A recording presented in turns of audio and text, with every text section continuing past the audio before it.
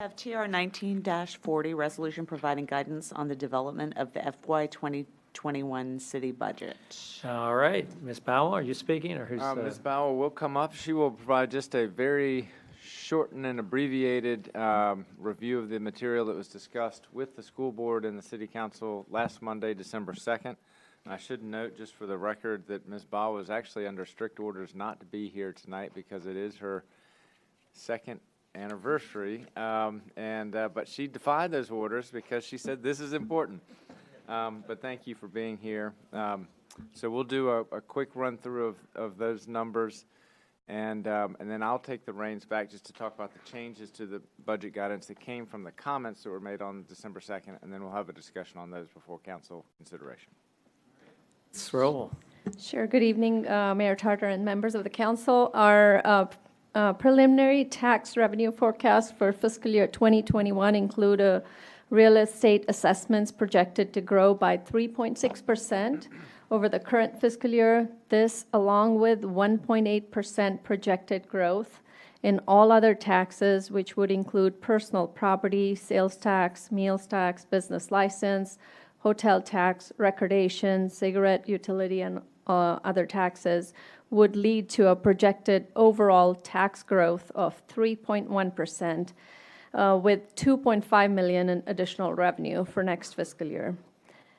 Real estate assessments are projected to grow at 3.6%, with 70%, 30% residential commercial breakdown. The new construction makes up for 1/3 of the projected growth. Projected at 1.2%. Multifamily rentals are included in commercial.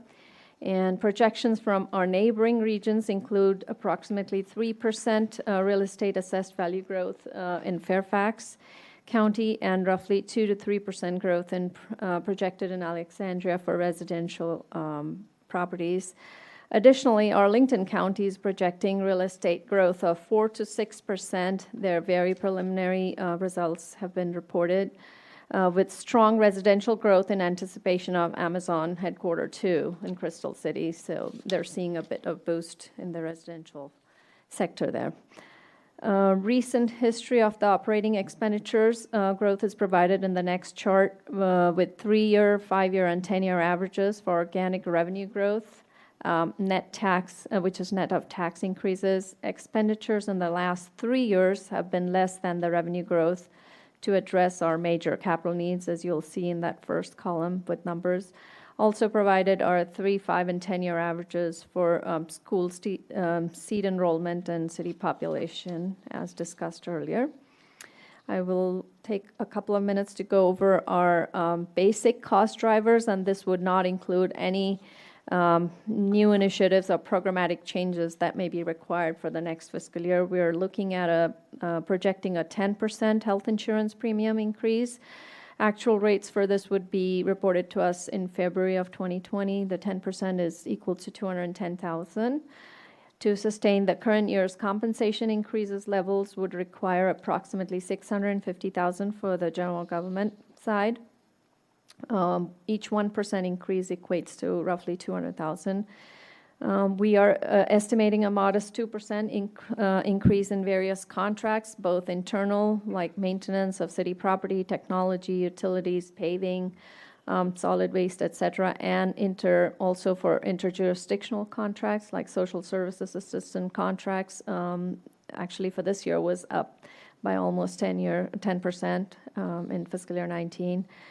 Also including Arlington Fire and Emergency Communications. So we have yet to find out what those numbers are, but we are expecting increases in that. WMATA proposed budget is released and caps jurisdiction contributions at 3%. Budget breakdown of each jurisdictions are not provided yet. We are hoping that their committee meetings are going to ramp up, and we're going to find out a little bit more and a lot more before the city manager presents his budget in March.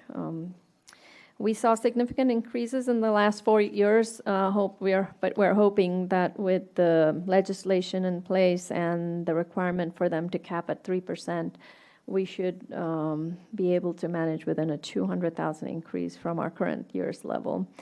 Retirement contributions, we have a bit of a positive news there. Our contribution rates have dropped from 14.78 to 10.29% for police, and a minor increase for the basic from 4.36 to 4.3.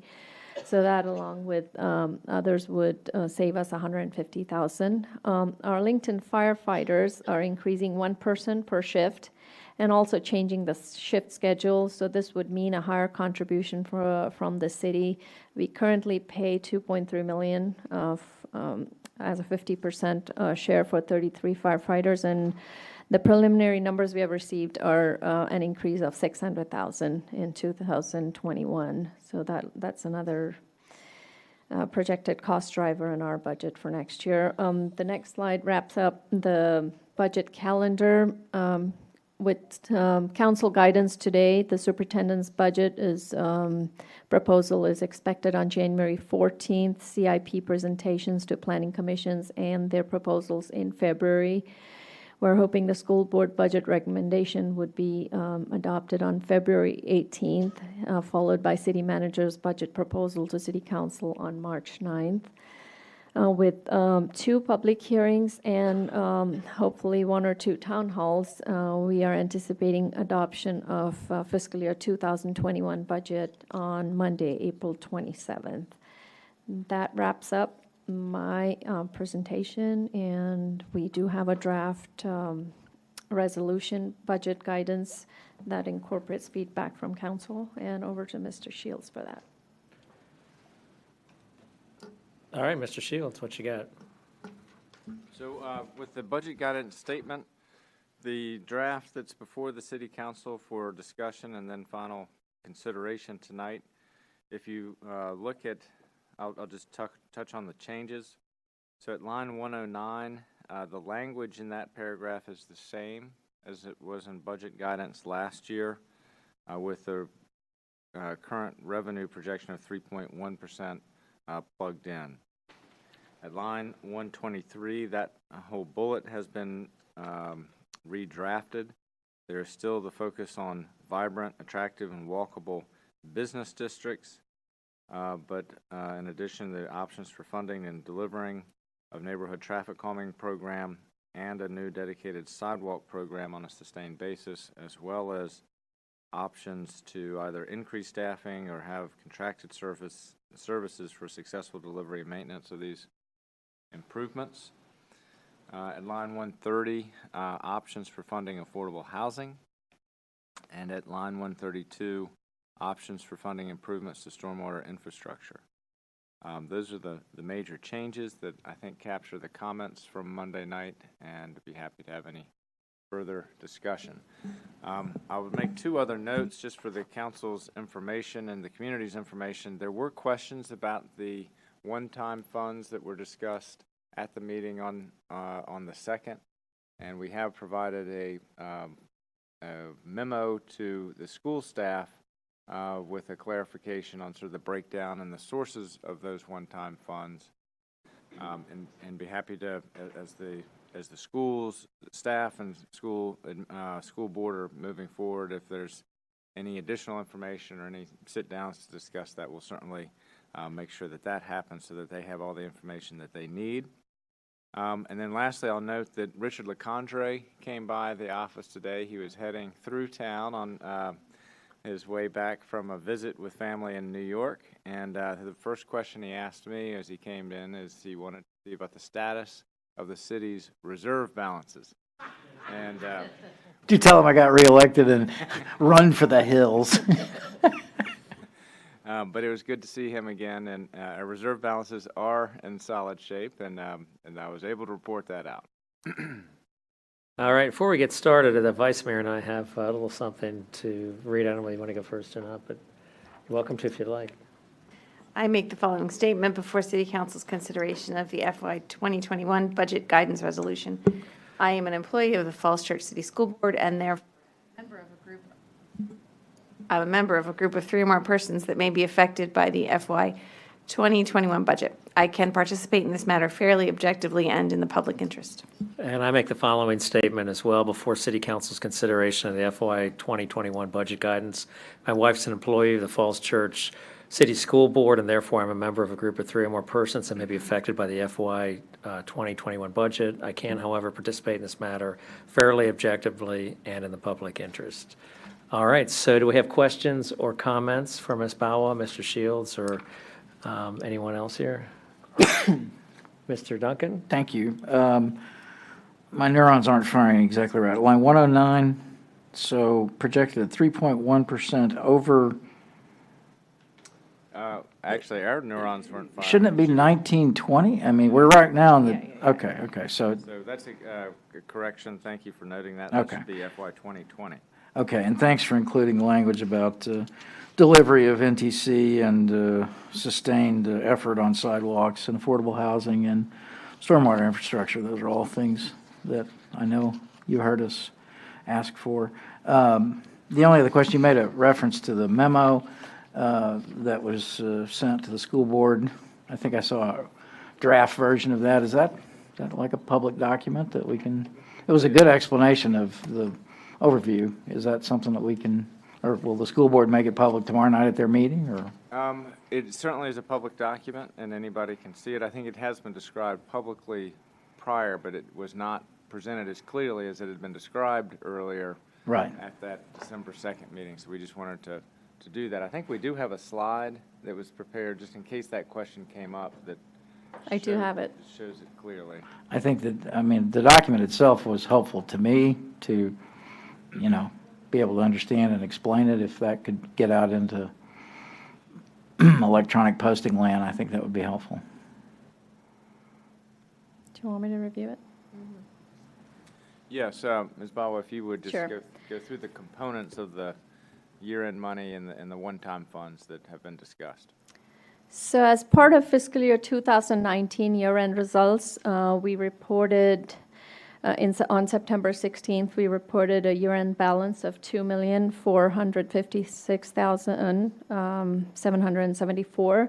The general fund revenues came in above budget by $1.9 million, and the remaining approximately $550,000 was realized from underspending in departmental expenditures.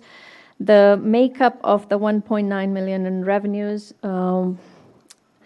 there was $778,000 tax revenues over the budget target that we had. This surplus is derived from the locust tax revenues, which was included as part of the revenue sharing discussions last fall that we had with the schools.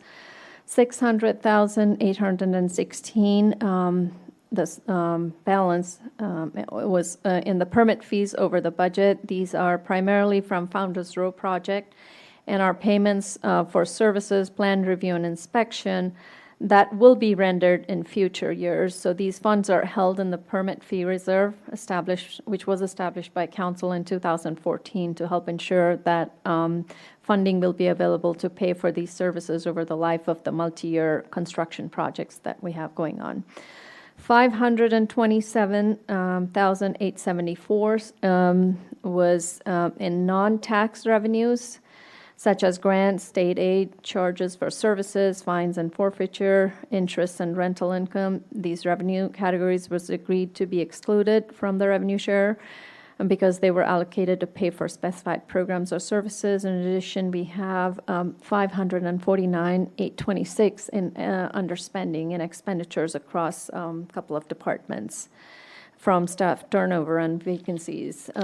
In fiscal year 2020, the underspending is on the debt service due to the delay in the issuance of 6-month delay of the issuance of the 2019 bond and the associated terms. So as the city is not required to make any principal and interest payments in fiscal year 2020, this results in a one-time saving, which was set aside as part of the budget for fiscal year 2020, resulting in $1,714,000 in underspending in 2020, together $4.2 million. All right, Ms. Hardy. Thank you. So I agree with Mr. Duncan. That's important to clarify for everybody. So on the FY 2020 underspending, I think this is not what I would call, I think I termed it free money last time. So this really just pushes it out. So instead of starting debt service this year, it just starts the 30-year debt service next year. That's correct. So we're still paying the same amount of debt service. The one clarification, though, is we did get a much better interest rate than we thought. How much are we saving from interest, a lower interest rate versus